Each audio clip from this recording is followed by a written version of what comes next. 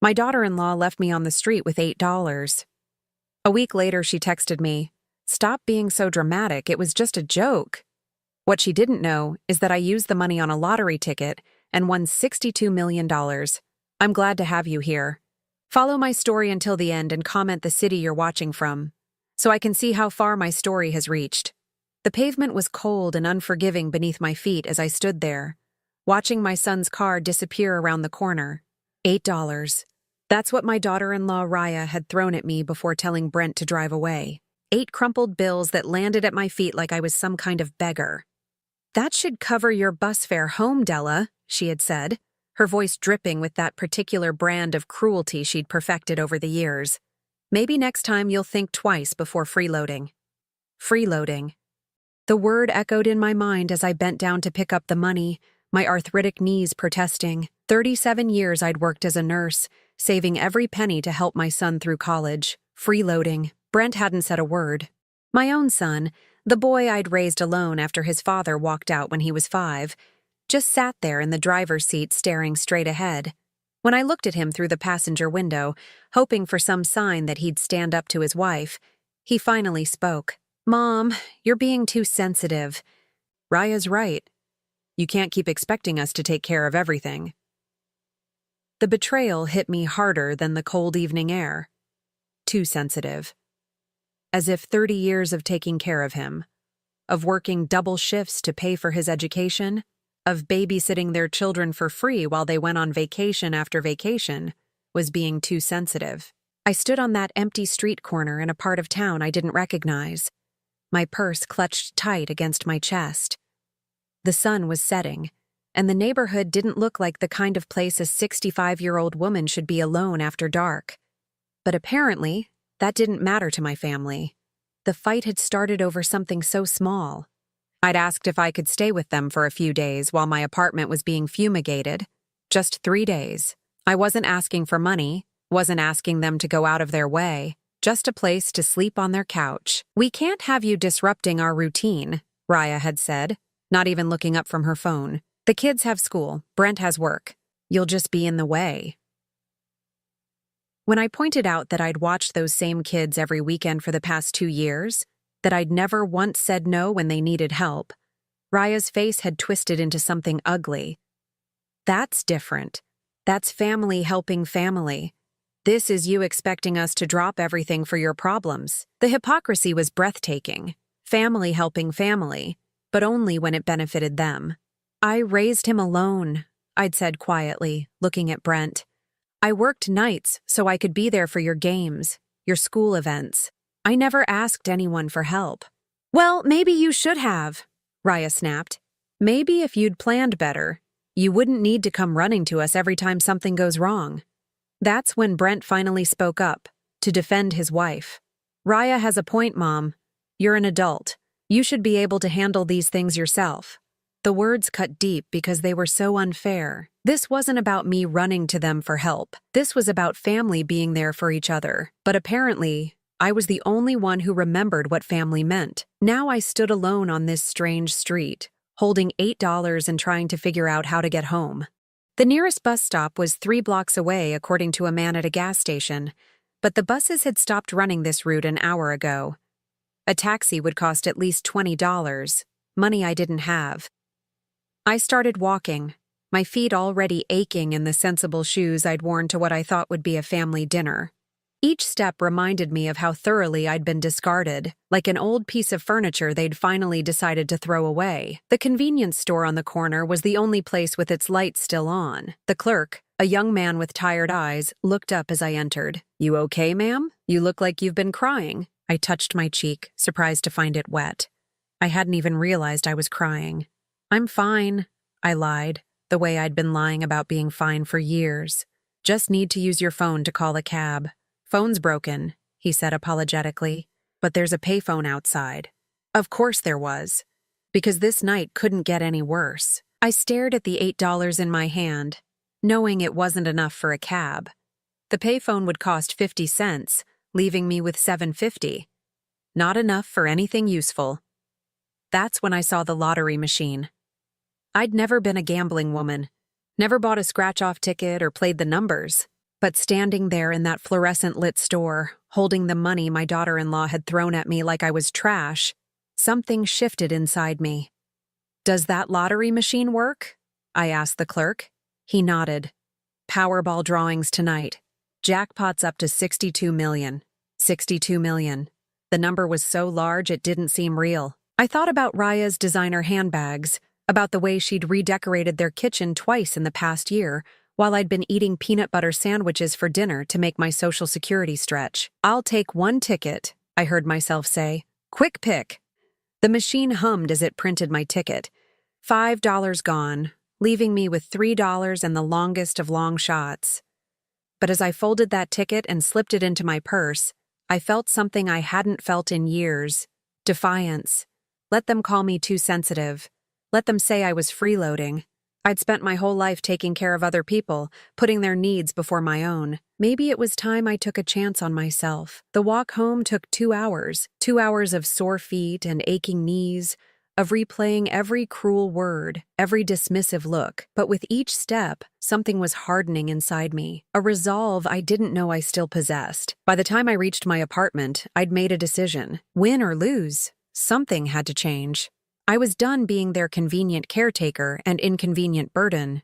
I was done accepting crumbs of affection from people who should have loved me unconditionally. I was done being too sensitive about being treated like I didn't matter. Because maybe, just maybe, I was about to matter more than any of them could imagine. The numbers on my television screen didn't register at first. I'd been half asleep on my couch, the lottery ticket forgotten in my purse since that horrible night a week ago. The drawing was just background noise while I nursed my third cup of tea and tried to ignore the silence of my phone. 7 days. 7 days since Brent and Raya had left me on that street corner, and not one phone call, not even a text to make sure I'd made it home safely. The silence spoke louder than any argument ever could. Tonight's winning Powerball numbers are 7, 14, 21, 35, 47, and Powerball number 9. I almost didn't check. What was the point? But something made me reach for my purse, maybe just to have something to do with my hands besides worry them raw. The ticket was crumpled from being shoved between my keys and wallet. I smoothed it out, squinting at the tiny numbers in the lamplight. 7, 14, 21, 35, 47, and Powerball 9. My hands started shaking before my brain fully processed what I was seeing. I checked again, then again. Then, I turned up the volume on the television, waiting for them to repeat the numbers, certain I'd made a mistake. But there they were again, the exact same numbers printed on my wrinkled $5 ticket. $62 million. I set the ticket down carefully, as if it might disintegrate if I handled it too roughly. My heart was hammering so hard I could feel it in my throat. This couldn't be real. Things like this didn't happen to women like me. Women who got abandoned on street corners by their own families. I didn't sleep that night. I sat at my kitchen table, staring at that ticket and trying to wrap my mind around what it meant. By morning, I'd made a decision that surprised even me. I wasn't going to tell anyone. Not yet. The first test came sooner than I expected. My phone buzzed with a text message just as I was making my morning coffee. Raya's name appeared on the screen, and my stomach clenched automatically. Even before I read the message, I knew it wouldn't be an apology. "Stop being so dramatic, Della. It was just a joke. You're acting like we committed some crime. Brent feels bad about the other night. Maybe we can do dinner this weekend if you promise not to make a big deal about everything. Just a joke." She thought abandoning me in a dangerous neighborhood with $8 was a joke. And now she was graciously offering to let me back into their lives if I promised to pretend it never happened. I stared at that message for a long time, my coffee growing cold in my hands. A week ago, I would have jumped at the chance to reconcile. I would have swallowed my hurt and shown up with a smile, grateful for whatever scraps of affection they threw my way. But that was before I knew what I now knew. I typed back a simple response.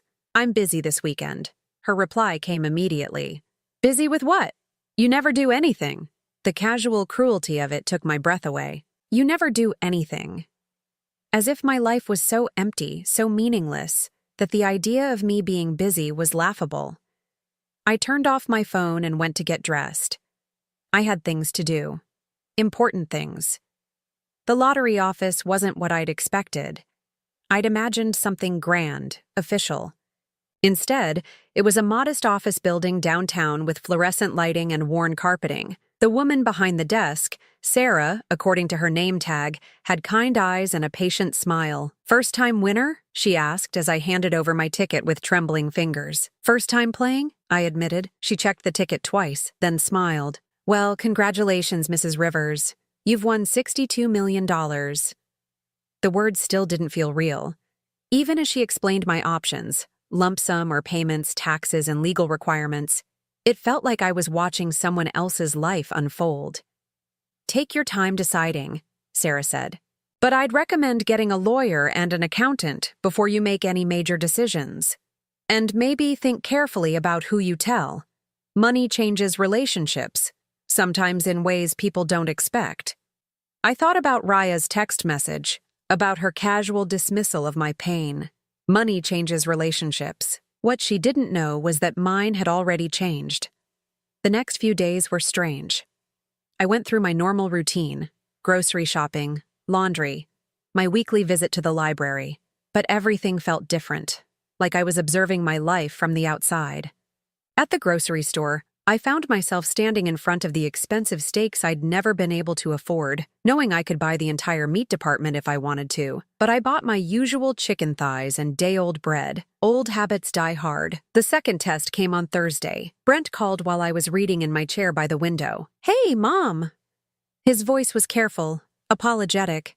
"Look, about the other night. Raya feels bad about how things went down. Raya feels bad. Not him. Not we. Raya. She was just stressed," he continued when I didn't respond. "You know how she gets when she's planning events. The kids had that school thing this weekend, and she was overwhelmed. Always an excuse. Always a reason why her behavior was justified, and my feelings didn't matter. Anyway," he went on, "we were wondering if you could watch the kids Saturday night. We got tickets to that new show downtown, and our regular babysitter canceled." There it was. The real reason for the call. Not because they missed me, not because they were sorry, because they needed something. "I can't," I said simply. "What do you mean you can't? You never have plans on Saturday nights. You never do anything. You never have plans. The casual assumptions about my worthless life." "I'm busy," I repeated. "Busy with what?" The irritation was creeping into his voice now. "Mom, we really need you to do this. The tickets cost $300. $300 for a night out, but they couldn't spare $20 for a cab to get me home safely." The math of their priorities was crystal clear. "Find another babysitter," I said, and hung up. My phone rang immediately, then again. I turned it off and sat in the quiet of my apartment, marveling at how good it felt to say no. That weekend, instead of babysitting my grandchildren while their parents enjoyed a $300 date night, I met with a lawyer. A good one, recommended by Sarah at the lottery office. His office had real wood paneling and leather chairs that didn't have duct tape covering the tiers. "You want to keep this quiet for now," he said after I'd explained my situation. "That's smart. Gives you time to make good decisions before the pressure starts." "What kind of pressure?" He leaned back in his chair, studying me. "You'd be surprised how fast family dynamics change when money enters the picture. People who've never given you a second thought suddenly remember how much they love you." I thought about Raya's text, about Brent's assumption that I'd drop everything to babysit. They didn't love me now. What would they feel when they found out about the money? Love? Or just a more intense version of the taking they'd always done? "I want to set some things up," I told him, "before anyone knows. I want to be prepared." He smiled. "That's the smartest thing I've heard from a lottery winner in 20 years. As I walked out of his office that afternoon, my phone buzzed with another message from Raya. "Really, Della? You couldn't help us out one night? Brent is so disappointed in you right now." I stared at that message, thinking about the $62 million in my future and the years of disappointment in my past. They had no idea what disappointment really looked like. But they were about to learn. The chest pains started on a Tuesday morning, sharp and sudden enough to make me drop my coffee mug. It shattered on the kitchen floor, spreading ceramic shards and dark liquid across the linoleum I'd been meaning to replace for years. As I knelt to clean up the mess, another pain shot through my chest. This one was real. The stress of the past few weeks, the sleepless nights spent planning my new life, the weight of keeping such an enormous secret. My body was finally protesting.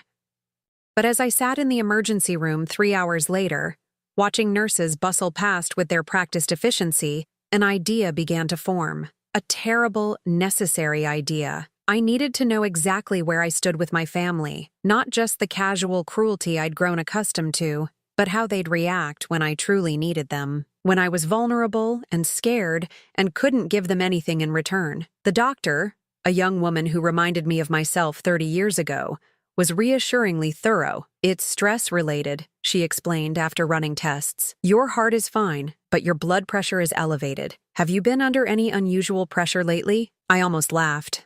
Unusual pressure. If she only knew. "I want you to take it easy for the next few weeks," she continued. "Reduce stress where possible. Do you have family who can help out?" That was the question, wasn't it? I called Brent from the hospital parking lot, my hands still shaking slightly from the afternoon's events.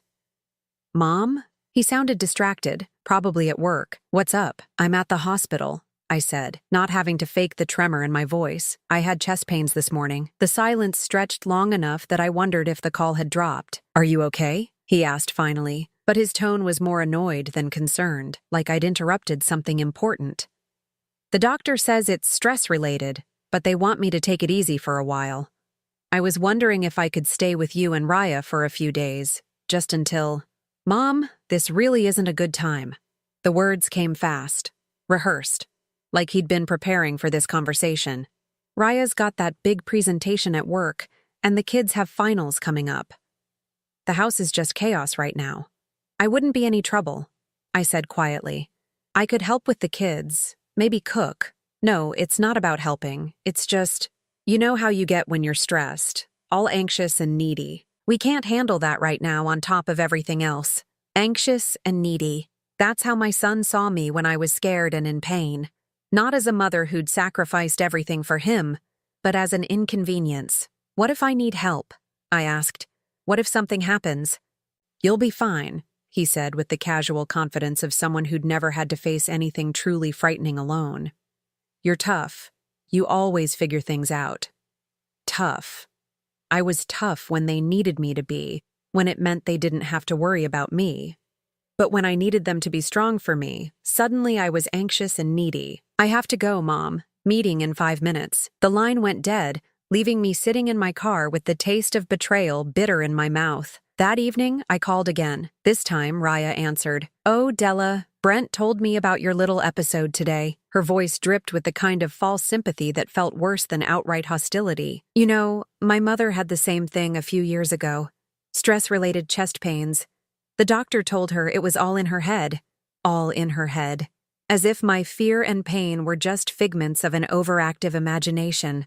The thing is," Raya continued, "you really need to learn to manage your anxiety better. Have you considered seeing a therapist? There are some very affordable options for seniors." Affordable options for seniors. She was already categorizing me, putting me in a box marked elderly problem to be managed cheaply.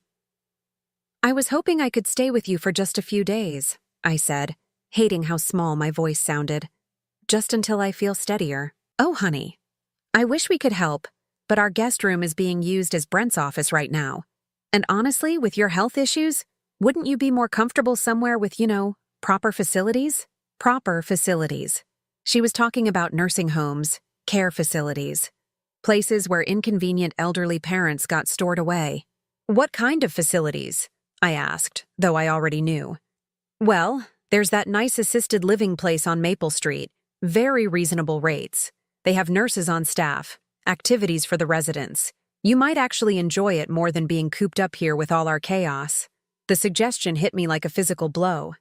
She wasn't just refusing to help me through a health crisis. She was using it as an opportunity to suggest I be permanently removed from their lives. "I see," I managed to say. "It's really for the best," Raya continued, warming to her theme. You wouldn't have to worry about grocery shopping or cleaning or any of that domestic stuff, and we could visit whenever our schedules allow. Whenever their schedules allowed, which, based on the past few weeks, would be never. I should let you go, I said. Feel better, Della, and really think about what I said. Sometimes a change of scenery is exactly what we need. After I hung up, I sat in my quiet apartment and felt something die inside me, not hope. That had died weeks ago on a street corner with 8 crumpled dollars. What died was the last vestige of belief that blood meant anything to these people. They weren't just refusing to help me in a moment of genuine need. They were actively trying to get rid of me permanently. Raya had practically been shopping for nursing homes while I was still explaining my symptoms. I opened my laptop and started researching. Not nursing homes, law firms, estate planning attorneys. Financial advisors who specialized in lottery winnings. If my family wanted to treat me like a burden to be disposed of, then I'd make sure they never had the chance to burden me again. The next morning, I called my lawyer. I want to change my will, I told him. And I want to set up some trusts. Specifically, I want to make sure that if anything happens to me, certain people can't claim they were caring for me out of love. Protecting against undue influence claims, he said knowingly. Smart. Especially given what you've told me about their recent behavior. There's something else, I said. I want to test them one more time, but I want it documented. What kind of test? I told him about the chest pains, about their responses, about Raya's suggestion that I be warehoused in assisted living. I want to see how far they'll go, I said. I want to know exactly who these people are before I decide what to do with the rest of my life. He was quiet for a long moment. Mrs. Rivers, are you sure you want to put yourself through that? You already know they don't treat you well. I know they don't respect me, I corrected.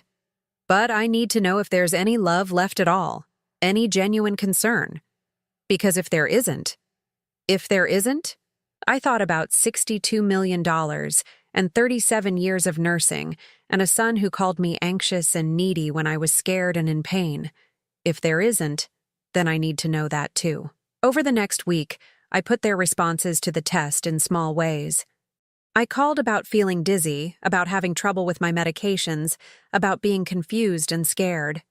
Each time, the response was the same. Irritation, suggestions that I handle it myself, recommendations for cheap senior services. Not once did either of them offer to come over. Not once did they suggest I see their family doctor instead of relying on emergency rooms and walk-in clinics. Not once did they treat me like someone they actually cared about. By Friday, I had my answer. They didn't love me. They barely tolerated me. And when I became inconvenient, when I needed them instead of the other way around, they were actively trying to get rid of me. The knowledge should have destroyed me. Instead, it set me free. Because now I knew exactly what I was dealing with, and I could plan accordingly. The dinner invitation came 3 weeks later, delivered with Raya's typical blend of false warmth and underlying demand. We're having a little family gathering Sunday evening, she said when she called. Nothing fancy, just us and the kids. Brent thought it would be nice to have you over. Brent thought, not we thought, not I thought. Brent thought. Which meant this was probably his guilty conscience finally getting to him after weeks of treating me like a diseased relative. What's the occasion? I asked. Oh, just family time. We realized it's been a while since we all got together properly. It had been exactly 26 days since they'd abandoned me on that street corner. 26 days since Raya had suggested I move into assisted living because I was having chest pains. But apparently, we were all supposed to pretend those things had never happened. Should I bring anything? I asked, already knowing the answer. Actually, if you could make that potato salad the kids like, that would be great. And maybe pick up some dinner rolls? The good ones from Romano's bakery, not the grocery store ones. Of course, even their invitation came with a shopping list and specific requirements. I was welcome at their table, as long as I paid for the privilege and brought my own contributions. What time should I be there? 5:30. Oh, and Della? Maybe wear that blue dress? The one from Easter? You looked so nice in it. The blue dress that was 3 years old and starting to fray at the seams, but was apparently the best I could manage in their eyes. Got it, Sunday evening, I stood on their front porch holding a covered dish of potato salad and a bag of expensive dinner rolls, listening to the sounds of laughter and conversation from inside. Through the window, I could see my grandchildren, Emma and Jake, running around the living room while Brent and Raya sat comfortably on their leather sectional, glasses of wine in hand. The scene looked perfect, warm and welcoming, and exactly like the family dinners I'd dreamed of having with them for years. I should have known it was too good to be true. Raya answered the door wearing a flowing silk blouse that probably cost more than my monthly grocery budget, her smile bright and artificial. "Della, so glad you could make it. Come in, come in."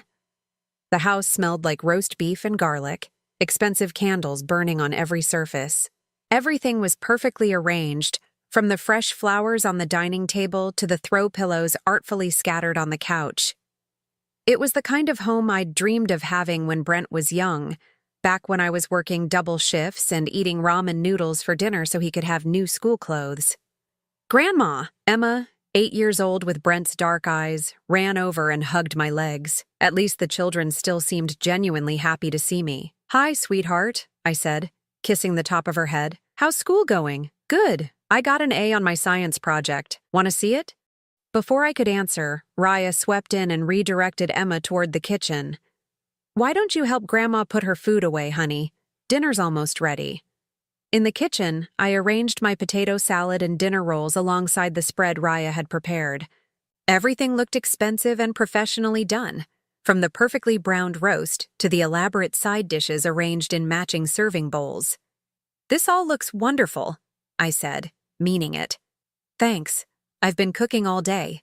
She said it with the air of someone who'd just completed a marathon, though I noticed the price stickers still on some of the containers, suggesting at least part of the meal had been catered. Brent appeared in the doorway, beer in hand, and gave me the kind of awkward hug that felt more like an obligation than affection. "Hey, Mom, good to see you. Good to see you too." I studied his face, looking for some sign of genuine warmth, some indication that he'd missed me over the past weeks, but his smile was the same polite expression he might give a neighbor or coworker. "How have you been feeling?" he asked. "Any more of those chest pain episodes?" The question sounded concerned enough, but his tone was casual, like he was asking about the weather. "I'm managing," I said. Good. That's what I figured. You're tough." There it was again. I was tough when it meant they didn't have to worry about me, didn't have to actually help or care. Dinner started pleasantly enough. The children chattered about school and friends. Brent talked about a promotion he was hoping for at work, and Raya shared gossip about their neighbors. For a few minutes, I let myself relax into the illusion that this was what I'd always wanted, a normal family dinner where I belonged. That illusion shattered about halfway through the meal. "So, Mom," Brent said, cutting into his roast beef with surgical precision, "Raya and I have been talking, and we think it might be time for you to consider some lifestyle changes." The way he said it, so carefully neutral, made my stomach clench. "What kind of changes?" Raya leaned forward, her expression earnest and concerned in that particular way that meant she was about to say something devastating while pretending it was for my own good. "We're worried about you living alone," she said, "especially after those health scares. What if something serious happens and there's no one there to help?" "I have neighbors," I said carefully, "and I can always call 911. "But that's not really a long-term solution, is it?" Brent chimed in. "I mean, you're 65 now. These things are only going to get worse." These things. My age, my health, my very existence had become these things. Problems to be managed rather than natural parts of life. "What are you suggesting?" I asked, though I was beginning to suspect I already knew. Raya brightened, as if she'd been waiting for this opening. "There's this wonderful place called Sunset Manor. It's an assisted living community, very well reviewed. They have activities, medical staff on site, meal plans. It would take so much stress off your shoulders, and off ours," Brent added with brutal honesty. "We worry about you all the time, Mom, whether you're eating right, taking your medications, staying safe. It would be such a relief to know you were somewhere with professional care." Professional care. They were talking about shipping me off to an institution so they wouldn't have to feel guilty about ignoring me anymore. Have you looked into this place? I asked. Oh, yes, Raya said eagerly. I drove by last week. Very nice grounds, friendly staff, and it's not too expensive. Well, within your Social Security budget if you're careful about spending. Within my Social Security budget, they'd calculated exactly how much my warehousing would cost and determined it was affordable. How thoughtful of them. The best part, Raya continued, is that it's only 20 minutes away. We could visit regularly. How regularly? I asked. Brent and Raya exchanged a glance. Well, with our schedules, probably monthly, maybe more during holidays. Monthly visits. After a lifetime of raising Brent, of being there for every scraped knee and broken heart, of sacrificing my own dreams so he could achieve his, they were offering me monthly visits. What about the children? I asked. When would I see Emma and Jake? Another glance between them. This one longer, more uncomfortable. The thing is, Raya said slowly, we think it might be better if their visits were supervised. You know how you get sometimes when you're stressed or upset. We don't want the kids to see you that way. Supervised visits. They were talking about me like I was a danger to my own grandchildren. Like my love for them was somehow toxic. How do I get? I asked quietly. Oh, Raya waved her hand vaguely. Emotional. Needy. The kids don't understand why Grandma's always sad or worried. Always sad or worried. Because I'd been mourning the loss of my family while they'd been planning to dispose of me. I think this is really the best solution for everyone, Brent said, his tone final. You get professional care and social activities, we get peace of mind, and the kids get to see you when you're at your best. I looked around the table at these people who were supposed to love me. My son, who was calmly discussing shipping me away, like I was a problem to be solved. My daughter-in-law, who was practically glowing with excitement at the prospect of getting rid of me permanently. My grandchildren, too young to understand what was happening, but old enough to absorb the message that Grandma was someone to be managed and contained. I need to think about it, I said. Of course, Raya said brightly. Take your time. Though I should mention, they have a waiting list, so if you're interested, we should probably put your name down soon. They'd already researched waiting lists. They'd been planning this for weeks, maybe months, and tonight was just the formal presentation of their decision. I excused myself to use the bathroom, needing a moment away from their eager faces and carefully reasoned arguments for why I should disappear from their lives. In the bathroom mirror, I looked at my reflection, the blue dress Raya had specifically requested, the careful makeup I'd applied to look nice for them, the hopeful expression I'd worn walking into this house. I looked like exactly what I was, a lonely old woman desperately trying to earn love from people who saw her as a burden. But I wasn't just a lonely old woman anymore. I was a lonely old woman with $62 million and absolutely nothing left to lose. When I returned to the dining room, they were all looking at me expectantly, like they thought I might have come to my senses in the bathroom and decided to thank them for solving the problem of my existence. I've made my decision, I said, sitting back down at the table. Oh, wonderful. Raya clapped her hands together. I think you're going to love it there. Should I call tomorrow and get you on the list? I looked at each of them in turn. My son, who'd never once asked if I was lonely. My daughter-in-law, who'd calculated the cost of my disposal. My grandchildren who were being taught that love came with conditions and expiration dates. No, I said quietly. I don't think I'll be needing assisted living after all. The silence that followed was sharp enough to cut glass. The silence stretched until Raya's forced laugh broke it. What do you mean you won't be needing it? She asked, her smile becoming strained around the edges. Della, we've explained why this is the best option for everyone. I folded my napkin carefully and placed it beside my plate. I've made other arrangements. Brent leaned forward, his brow furrowed. What kind of arrangements? Mom, you can't just ignore reality because you don't like it. Reality. The irony wasn't lost on me. Actually, I said, reaching into my purse, I think it's time we all faced reality. I pulled out the lottery ticket, not the original, which was safely stored in my lawyer's vault, but a photocopy I'd had made for exactly this moment. I placed it on the table between the expensive serving dishes and watched their expressions change as they read the numbers. What is this? Raya asked, though her voice had gone very quiet. It's a lottery ticket, I said calmly. From the night you left me on Elm Street with $8. Brent picked up the paper, his eyes scanning the numbers. Mom, what are you trying to prove? So you bought a lottery ticket. So what? Check the winning numbers from 3 weeks ago, I suggested. They're on your phone.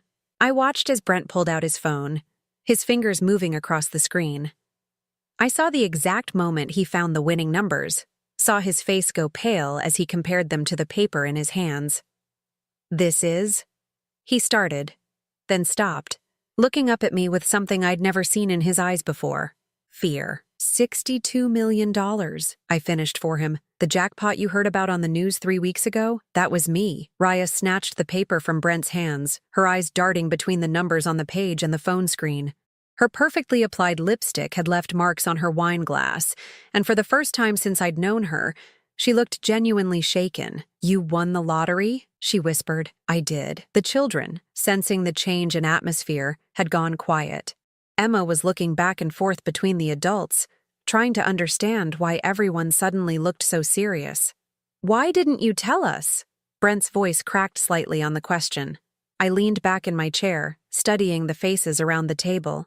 I wanted to see how you'd treat me when you thought I had nothing to offer you. The truth of that statement hung in the air like smoke. Raya's mouth opened and closed soundlessly, while Brent ran his hands through his hair in a gesture I remembered from his childhood when he'd been caught in a lie. Mom, that's not. We weren't. Brent started, but couldn't seem to finish the sentence. You weren't what? I asked gently. You weren't trying to get rid of me? You weren't calculating the cost of shipping me off to an institution? You weren't planning to limit my access to my own grandchildren? We were worried about you, Raya said, but her voice lacked its usual conviction. Were you? Because from where I sit, it looked like you were solving a problem. An inconvenient, needy, elderly problem that was interfering with your perfect life. I reached into my purse again and pulled out a folder. I've spent the past 3 weeks documenting our interactions. Every phone call, every text message, every conversation about my future that didn't include me in the decision-making process. Brent's face was now completely white. What are you saying? I'm saying I know exactly who you are, both of you. I know that when I called scared and in pain, you told me I was being dramatic. I know that when I needed help, you suggested I pay for professional care. I know that when you invited me here tonight, it wasn't because you missed me. It was because you wanted to present your final solution to the problem of my existence. Raya found her voice, though it was higher and more strained than usual. That's not fair, Della. You're twisting everything. We love you. Do you? I asked. Because I've been trying to figure out what love looks like in this family, and I'm having trouble identifying it. I opened the folder and pulled out printed copies of text messages. Here's you, Raya, telling me to stop being dramatic about being abandoned on a street corner. Here's you suggesting I should learn to manage my anxiety better when I was having chest pains. And here, I pulled out another page, is you researching nursing homes and calculating costs while I was explaining my symptoms. Her face flushed red. I was trying to help. Help whom? Because it wasn't me. I turned to Brent. And you? When I called from the hospital, you were annoyed that I'd interrupted your day. When I asked if I could stay with you during my recovery, you called me anxious and needy. When I needed my son, you offered me excuses. Mom, please, Brent said. And for a moment he sounded like the little boy who used to crawl into my bed during thunderstorms. We can fix this. We can do better. Can you? Because I've been giving you chances to do better for weeks now, and every single time, you've chosen to see me as a burden rather than your mother. I pulled out my phone and showed them the screen. This is my lawyer's number. I called him yesterday and made some changes to my estate planning. The silence that followed was deafening. What kind of changes? Raya asked, her voice barely above a whisper. Well, originally, I was planning to leave everything to Brent and the children. A trust fund for Emma and Jake's education, the house, whatever was left of my savings. I paused, watching their faces. But then I started thinking about what you'd said tonight, about how I need professional care, how I'm too emotional and needy for my own grandchildren to be around unsupervised. We didn't mean, Brent started. You meant every word. I cut him off. and I believe you. So I've made arrangements that reflect your honest assessment of my character and capabilities. I reached into the folder one more time and pulled out a legal document. This is a copy of my new will. The children will receive a modest trust fund for education, enough for college, but not enough to make them targets. The rest goes to various charities that support elderly people who've been abandoned by their families. Raya made a sound somewhere between a gasp and a sob. There's also this, I continued, pulling out another document, a detailed account of every dollar I've spent supporting this family over the years. Every mortgage payment I helped with, every vacation I funded, every time I bought school clothes or paid for activities or covered your emergencies, with interest calculated at current market rates. Brent's hands were shaking as he took the paper. Mom, this says we owe you over $200,000. That's correct. 27 years of financial support, documented and calculated. I'm not asking for it back. Consider it my final gift to you. But I wanted you to see exactly how much your needy, anxious mother contributed to the life you're so eager to protect from her influence. The room was so quiet I could hear the grandfather clock ticking in the hallway. Emma tugged on her mother's sleeve. Mommy, why is everyone crying?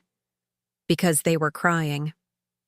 Raya's perfect makeup was streaking down her cheeks, and Brent's eyes were red-rimmed as he stared at the numbers on the paper. I'm not doing this to hurt you, I said gently. I'm doing this because you've made it very clear that you don't want me in your lives unless I'm useful to you. And I'm tired of being useful to people who don't love me. We do love you, Brent said desperately.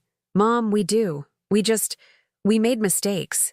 You made choices, I corrected. Over and over again, you chose to see me as a problem to be managed rather than a person to be cherished. Tonight was just the final presentation of a decision you made weeks ago. I stood up, my chair scraping against the hardwood floor. I want you to know that I don't hate you. Either of you. But I also don't trust you, and I can't build a relationship with people who only value me when I have something they want. Where are you going? Raya asked, panic creeping into her voice. Home, to my apartment, the one you think is too dangerous for me to live in alone. I gathered my purse and folder. Don't worry about visiting me at Sunset Manor. I won't be there. Mom, wait! Brent stood up so quickly his chair fell over. Please, we can talk about this. We can work it out. I looked at him for a long moment. This man I'd raised, sacrificed for, loved unconditionally for 37 years. Can we? Because I've been trying to work it out for months, and every conversation ends with you telling me what's wrong with me and how I need to change to fit into your life. That's not what we meant. It's exactly what you meant. And you know what? You're right. I do need to change. I need to stop begging for love from people who've already decided I'm not worth it. I walked toward the door, listening to their footsteps following me. In the foyer, surrounded by family photos that had always somehow managed to include everyone except me, I turned back one final time. The money changes everything for me, I said. But it doesn't change anything about who you are.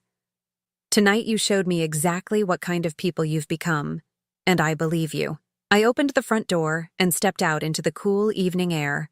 Behind me, I could hear Raya's voice, high and desperate. Della, please, we can start over. We can be better. I didn't turn around. Some bridges, once burned, were never meant to be rebuilt. As I drove home through the familiar streets of my neighborhood, I felt something I hadn't experienced in years. Peace. Not happiness, not yet, but peace. The kind that comes from finally stopping the fight you were never going to win. My phone started ringing before I even reached my apartment. Brent's name flashing on the screen, then Raya's, then Brent's again. I turned the phone off and drove the rest of the way in blessed silence. Tomorrow, there would be more calls, more desperate attempts to undo 37 years of taking me for granted. But tonight, I was free. Free from their judgment, their expectations, their casual cruelty disguised as concern. Free to figure out what the rest of my life could look like when it belonged entirely to me. 5 months later, I stood in the garden of my new home, watching the sunrise paint the mountains in shades of gold and pink. The house was modest by lottery winner standards. 3 bedrooms, 2 baths, and a wraparound porch that overlooked 20 acres of Colorado wilderness. But it was mine, every board and nail of it, chosen because I loved the way the light fell through the kitchen windows in the morning. The phone calls had stopped about 3 months ago. At first, they'd been desperate. Brent calling twice a day, Raya sending long text messages alternating between apologies and accusations. They'd tried every approach: guilt, anger, promises to change, threats to cut off contact entirely. That last one had almost made me laugh. The final call had come from Brent in January. "Mom, please." His voice had been raw, exhausted. "I know we messed up. I know we hurt you. But we're family. That has to count for something." "It does count for something," I'd told him. "It counted for 37 years. But family is supposed to be a two-way street, and you turned it into a one-way extraction. I don't know how to fix this." The defeat in his voice almost broke my resolve. Almost. "You can't fix this, Brent. You can only learn from it." What does that mean? It means you need to figure out how to be a better husband to Raya, a better father to Emma and Jake, and a better son to whatever family you choose to build going forward. But it doesn't include me anymore. "You're really never coming back?" I'd looked around my apartment that day, at the boxes packed for my move to Colorado, at the life I was finally building for myself. "There's nothing to come back to. You made sure of that." Now, as I deadheaded the roses I'd planted along the front fence, I felt the truth of that statement in my bones. There really was nothing to go back to. But there was so much to move toward. My neighbor, Margaret, waved from her garden next door. She was 73, a retired teacher whose husband had died 5 years ago. We'd become friends over shared morning coffee and evening walks, the kind of easy companionship I'd never realized I was missing. "Beautiful morning," she called out. "Perfect for the farmer's market," I called back. "Are you still coming with me?" "Wouldn't miss it. Give me 10 minutes. This was what I'd been missing all those years. Friends who showed up when they said they would, who remembered things that mattered to me, who treated my time and feelings as valuable. Margaret had never once suggested I was too needy or dramatic. When I'd gotten food poisoning last month, she'd brought me soup and stayed to watch old movies without making me feel like I was imposing. The farmer's market was bustling with Saturday morning energy. I'd become a regular over the past few months, buying fresh vegetables and homemade bread from vendors who knew my name and asked about my garden. It was a small thing, being known and remembered, but it felt revolutionary after years of being invisible in my own family's life. "Della." Sarah, who ran the herb stand, waved me over. "I saved you some of that basil you liked so much." As I paid for my herbs, my phone buzzed with a text from an unknown number. My stomach clenched automatically. Even 6 months later, unexpected messages still triggered the old anxiety. But when I read it, the message wasn't from Brent or Raya. It was from Emma, my granddaughter. "Hi, Grandma. Mommy gave me your number. I miss you. Can I call you sometime?" I stared at the screen for a long moment, my chest tight with complicated emotions. Emma would be 9 now, old enough to have questions about why Grandma had disappeared from their lives, old enough to miss me maybe. I typed back carefully, "I miss you too, sweetheart. You can call me anytime." The response came immediately. "Can I call now?" I looked around the market, at Margaret comparing tomatoes at the next stand, at the normal Saturday morning I'd built for myself. Then I found a quiet corner and dialed Emma's number. "Grandma?" Her voice was small, uncertain. "Hi, baby girl. How are you?" "I'm okay. Mommy said you moved far away because you were sad." Out of the mouths of babes. Something like that. "How's school? How's your brother?" For the next 20 minutes, Emma chattered about her life, her new teacher, her best friend's birthday party, the book she was reading. Normal 9-year-old things that filled my heart and broke it at the same time. "Grandma?" she said when our conversation was winding down. "Are you happy now? Where you live?" The question caught me off guard. "Yes, sweetheart, I am happy." "Good. Mommy cries sometimes and says she misses you." I closed my eyes, feeling the weight of choices and consequences. "I miss your mommy too. But sometimes grown-ups make decisions that hurt people, and those hurts take a long time to heal. Will you ever come back?" The question I'd been dreading. "I don't think so, Emma. But that doesn't mean I don't love you." It just means sometimes love isn't enough to fix everything. After we hung up, I sat in my car for a long time, watching families walk through the market together. Part of me wanted to drive straight back to that house, to walk through the door and pretend the past 6 months had never happened. To be the grandmother who baked cookies and gave unconditional love, no matter how she was treated in return. But I'd tried that for 37 years, and it had nearly destroyed me. Instead, I drove home to my peaceful house and my garden and my new life. I called my lawyer and set up a small trust fund for Emma and Jake, not enough to make them spoiled, but enough to know their grandmother had loved them even from a distance. That evening, as I sat on my porch with a cup of tea and a book, Margaret came over with a bottle of wine. "You look like you could use some company," she said. I told her about Emma's call, about the guilt and love and complicated grief of walking away from family. Margaret listened without judgment, the way good friends do. "Do you ever regret it?" she asked when I finished. I considered the question seriously. I regret that it was necessary. I regret that my son and his wife chose their pride over our relationship. I regret that my grandchildren will grow up with questions about why Grandma left. But do you regret leaving? I looked out over my garden, at the life I'd built with my own hands and heart, at the sunset painting the sky in impossible colors, at the peace that had settled into my bones over these past months. "No," I said finally. "I don't regret choosing myself." A year later, I received a graduation announcement in the mail. Emma was finishing 4th grade with honors. Inside the card, in careful 9-year-old handwriting, she'd written, "I hope you're still happy, Grandma. I love you." I put the card on my refrigerator next to the photos of my garden and my new friends, next to the reminder for my book club meeting and the invitation to Margaret's birthday dinner, a small piece of my old life in the middle of my new one. I didn't send a gift. I didn't call to congratulate her. But I did add another $1,000 to her trust fund, with a note to my lawyer that it was for graduation presents she'd earned between now and high school. Love, I'd learned, didn't always look like showing up. Sometimes it looked like loving someone enough to let them go. Sometimes it looked like protecting yourself from people who couldn't see your worth, even when those people shared your blood. 2 years after that dinner that changed everything, I was truly happy. Not the desperate, grasping happiness of someone trying to earn love they'd never receive, but the quiet, steady happiness of someone who'd learned to love herself first. I volunteered at the local senior center, teaching other women about financial independence and emotional boundaries.